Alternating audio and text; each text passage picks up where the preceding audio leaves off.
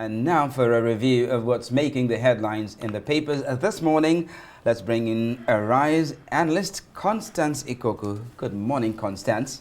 Good morning, Charles. Happy Tuesday to you.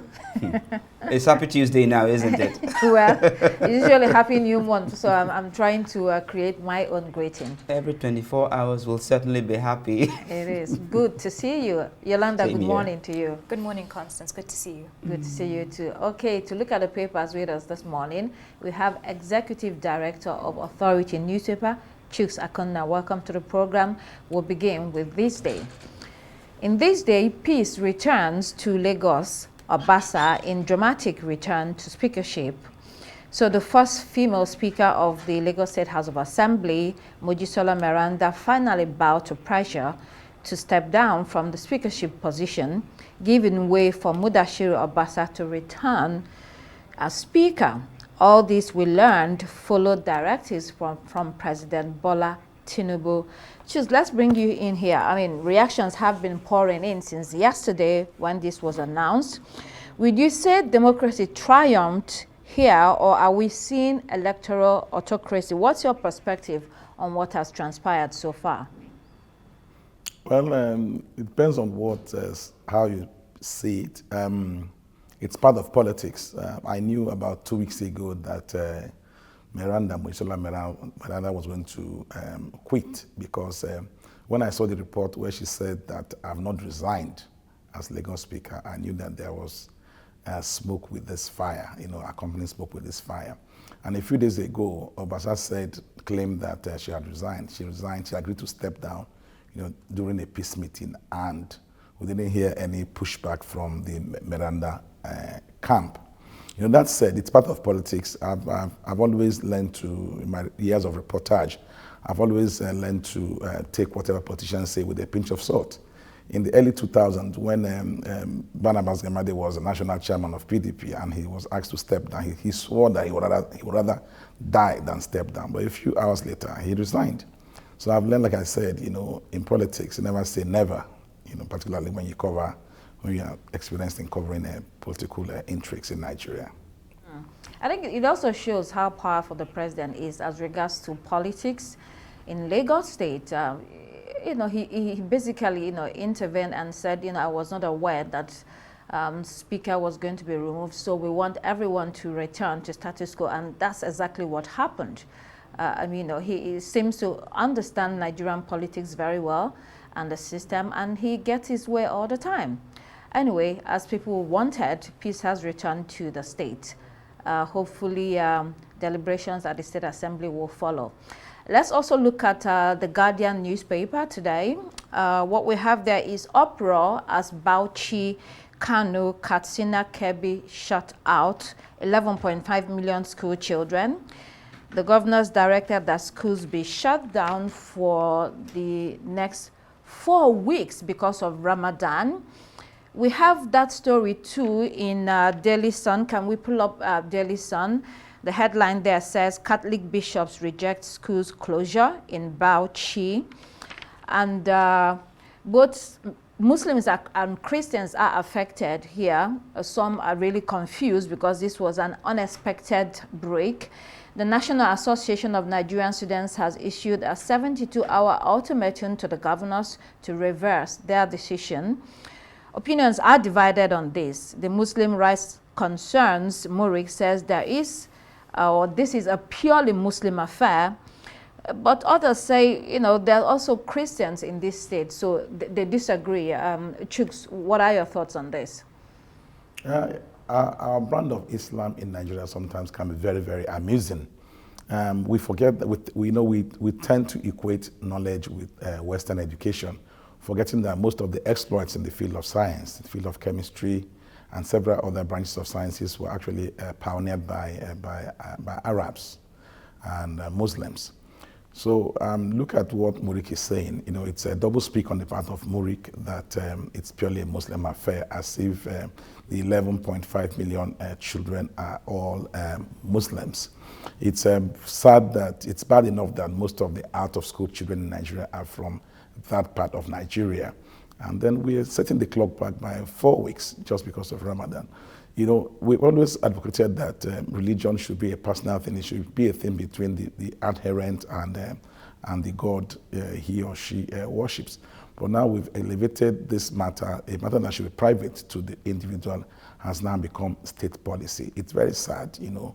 If you look at majority Muslim countries in the world, countries like Indonesia or countries like Iran, I don't think they shut down their schools because of such religious festival. But here is Nigeria, you know, anything happens and can happen.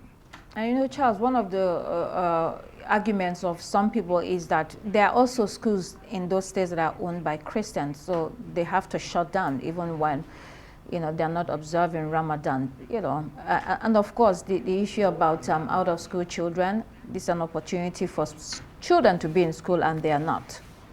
You know, the meaning of Boko Haram literally is education is forbidden. So this is purely humorous on my part.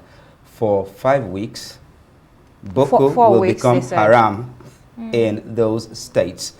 And it makes me really wonder. Nigeria is a secular country. It is entrenched in our constitution. And like Mr. Akuna said earlier, religion is an affair between man and his God. It should not be imposed on public institutions like schools. And like you rightly pointed out, even Muslim majority countries do not declare these kinds of holidays during Ramadan. I mean, fasting is fantastic, but people work when they fast. So, okay, why not close government offices as well? If you're going to close schools, close government offices as well. Let everybody go on holiday so that, you know, the adherents can fast effectively. I think that pronouncement is just being unnecessarily controversial and confrontational. And I think it's a very sad state of affairs. Right. All right, let's really move on to the Punch. At the bottom right-hand corner of the Punch newspaper, FG avoiding confrontation with governors over mining sites, according to the Minister of Solid Minerals, Mr. Dele Aleke, says the federal government is constrained as state governors continue to interfere in mining operations. These governors take unilateral actions such as banning mining activities or sealing of companies, leading to conflict with the federal government, he disclosed. I mean, the biggest bone of contention here is that the Land Use Act grants states ownership of land even if mining falls under the exclusive jurisdiction of the federal government, he says. So, Chuks, the contention arising from this matter perhaps reveals how, you know, the law applies differently to different parts of the country, because when it comes to oil in the Niger Delta, nobody says there's a contention. It's very clear. But then when it comes to other minerals, you know, it becomes different. You know, what do you think this is all about? No, it's a huge problem, whether we like it or not. And that's why a lot of people have always condemned the military, particularly the Navy, for actually scuttling the property of those you call illegal bunkerers in the south region. You know, what is good for the goose, they always say, is good for the gander. So there's no reason why the federal government should cite that the Land Use Act applies only to certain parts of Nigeria, but doesn't in certain parts of other parts of the country. If state governments want to take over mining rights, you know, in their states, then oil-producing states too should also go the whole hog and also take charge of oil exploration in their states. It's not, you know, we just spoke about the issue of banning closing schools in certain parts of the country on account of the holy month of Ramadan, and some people are backing that. We should be very, very careful the way we talk about things in this country, because those who are talking about conflict between state, who talk about avoiding conflict with state governments over mining rights and mining sites, should also be careful, because tomorrow we'll have a governor from the south or from the oil producing region who says, okay, I want to also take charge of the oil being produced in my state, you know.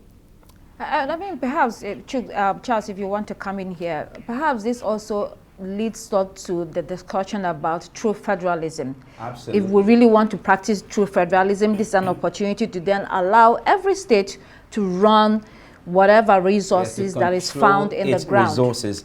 Yes. You see, I mean, when we talk of true federalism, we need a complete constitutional overhaul, because this state of affairs is actually being created by, an ambiguity in the constitution, which Mr. Alake did point out, that mining falls under the exclusive jurisdiction of the federal government.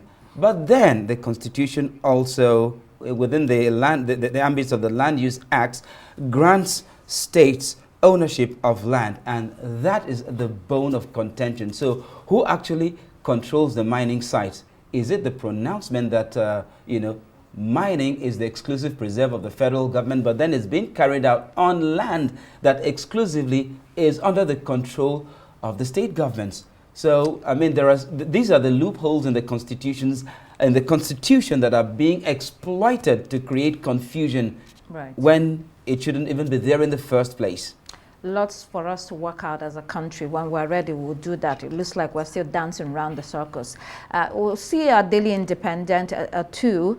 In Daily Independent, Anambra Guba, PDP aspirants shunned 40 million naira forms 8 days after party open sale. The People's Democratic Party opened sale of nomination forms for governorship election. No single aspirant so far has indicated interest, unlike in previous elections where aspirants stormed the party's secretariat to outdo one another. The All Progressives Congress, on the other hand, has ended purchase and submission of forms and raked 350 million naira at the rate of 50 million naira for expression of interest and nomination forms. Chooks, what's your sense of what's going on here? We do know that the PDP has been going, has been rocked by crisis, which is still ongoing. But what do you reckon is actually going on? Is that what the issue is, or is it about they're having other options in Anambra, so the Labour Party, the APC, and ABGA, of course? I don't think it's about having other options. If you ask me, I think the second strongest party in Anambra State is the PDP. But then when you self-inflict a mortal injury on yourself, you spoke about the crisis in the PDP where certain elements have actually tried to wrest power from the National Secretary, Senator Anyanwu Samuel Anyanwu. And then if you're an aspirant, you wouldn't go buy form when you know that the matter is still being contested and a lot of people want Samuel Anyanwu to go at all costs. So the issue becomes who signs your nomination form? Is it Anyanwu, Samuel Anyanwu, or Udeokoye? Because these issues, if you recall what happened in Rivers State some years ago, I think during the Amechi era, and I think Zamfara State, where people were wrongly fielded. They lost everything. They got up to Supreme Court. Should somebody if tomorrow the Supreme Court rules that Anyanwu remains National Secretary and somebody else had signed their nomination form, of course, we know the implication. So I think they are trying to be very, very careful. It's not just about the 40 million, but about the whole process. To actually seek the nomination of a party, it's not a tea party. It's something that is a very serious business. So I think they would rather stay, safe, stay clear of PDP. And this problem was caused by the PDP national leadership itself. Right. And then the cost of the funds, 40 million, 50 million, that's quite pricey. Daily Trust quickly, price war rages as NNPC matches Dangote's 860 naira per liter. Charles, you want to come in here? Absolutely. Yeah. So independent small marketers are saying, this is going to affect us negatively because we might incur losses. We have storage we have tanks with storage, and these prices are changing. What's your take? Excuse me. Charles? They should excuse me, please. When prices are marked up, they change the prices immediately, even though they had bought the stock at lower prices. When they increase prices, they change the prices at the pumps immediately. So what is good for the goose is good for the gander. These oil marketers shouldn't play on our intelligence. In any case, I am happy because you know what? I am the ultimate beneficiary. There was I remember buying a petrol at AP filling station. I guess they got their stock from Dangote. Then I actually went to an NNPC filling station a couple of days later thinking that the prices would even be remarkably lower. I realized it was higher. Okay. So I said, oh, maybe NNPC are selling at a higher price. Fine and good. Now they are being forced to mark down the prices. I think we, the ordinary Nigerian vehicle owners, are the ultimate beneficiaries. Thank God for tender mercies. That's how it should work. Yolanda, have you bought any less? I don't know, how much did you buy last, or So what do you think about this? I'm with Charles on this one, Constance. I'm with Charles on this one. They should just cut their losses. As Charles said, and I think is the slogan for the day, as mentioned by Mr. Kuna as well, what's good for the goose should be good for the gander in this situation. There are more instances of the price of fuel being brought up almost overnight, and so we've had to adjust and pay for what we need to pay for. So in the same way, we are the ultimate beneficiaries, so please reduce your cost. Well, I guess it's in the interest of the masses. That's Absolutely. Oh, yes. Yeah. Absolutely. Let's In the look at interest of us all. Yes, yes. Let's look at the international headlines. Daily Graphic today says Mahama sounds alarm. Economy needs a radical overhaul. President John Mahama spoke of years of mismanagement, irresponsible borrowing, and reckless spending, and called for collective action to address deep-seated economic challenges. And then we'll move on to Citizen newspaper. Save us from xeno-hate. Vigilante groups harm, rob, and kill them. These are Zimbabweans. They are treated as second-class citizens. They get raided by the police, can't get their driver's licenses renewed, and are useful only for cheap labor. Now, the Zimbabweans want to go home, but who would they turn to in a bid to escape this hell called South Africa, according to this report? The Zimbabwean government has been urged to urgently bring home its abused citizens. They are seeking help in expediting voluntary return home. They also have what is known as Zimbabweans Exemption Permit Holders Association that have launched a repatriation program. Yolanda, I mean, today it's Nigerians, tomorrow it's Somalis, Ethiopians, Mozambicans, Zambians. You know, this keeps going on in South Africa. I'm glad that you mentioned all the other countries, because truly it is not about Zimbabweans or any other country. The problem here is actually with the South Africans, in the sense that so many countries have complained about how their citizens are being oppressed in South Africa. And it's very, very sad to see this, you know, black on black hatred for your brothers and your sisters. It's directed in the wrong direction.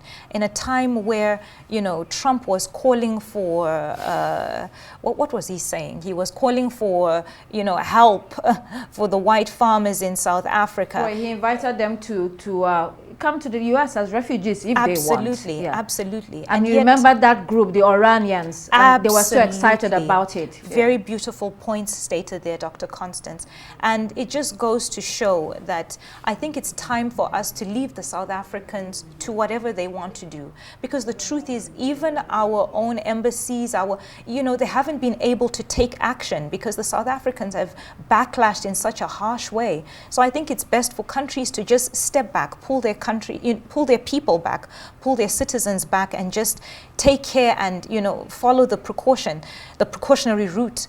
At this point, it's really sad that this is happening, but how do you change the mindset of a nation? How do you begin to do that? I mean, sometimes we also read that the xenophobic hate is fueled by anti-immigrant rhetoric, and of course, you know, competition for economic opportunities. You know, South Africans themselves, a lot of them are hampered, you know, but it looks like the government, it seems helpless. Yes, Chooks. But very quickly, I mean, they shouldn't talk about that. You know, several other countries, Nigeria particularly, you know, led the crusade, you know, to fight apartheid, and we lost, you know, money. We spent so much money, we lost presidents. If you recall, Murtala went to Addis Ababa and said Africa has come of age. That many people believe cost him his life.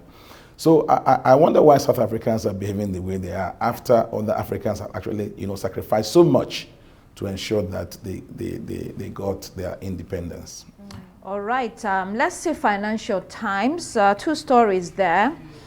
Europeans move towards seizing 200 billion euros of frozen Russian assets, and Trump's return helps drive upsurge in Americans applying to be UK citizens. On Europe, the interest from seized Russian assets and funds have been used to fund the Ukraine war. We can see that Europeans are continuing on that path. And then to Trump, we see record numbers of people, 40% surge in the number of people fleeing to the UK since the last duration or quarter of 2024. They want to get the UK citizenship in order to escape the Trump presidency. Your take, Yolanda? I feel like this is a different type of war in Europe. It's just more diplomatic and more civilized, and suits are being worn in this war because the struggle is ongoing. The struggle is on. I saw a meme last night and it really made me think. It was from the Friday Oval Office meeting with Trump and Zelensky, and it was a cartoon picture of the gentlemen sitting, and all of them had clown noses on.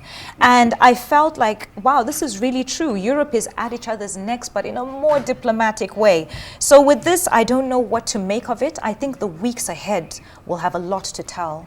Now, this is what I make of it, Dr. Constance. Yeah. Historically, the British migrated to the what is present-day United States of America to find freedom. Now, it's the other way around.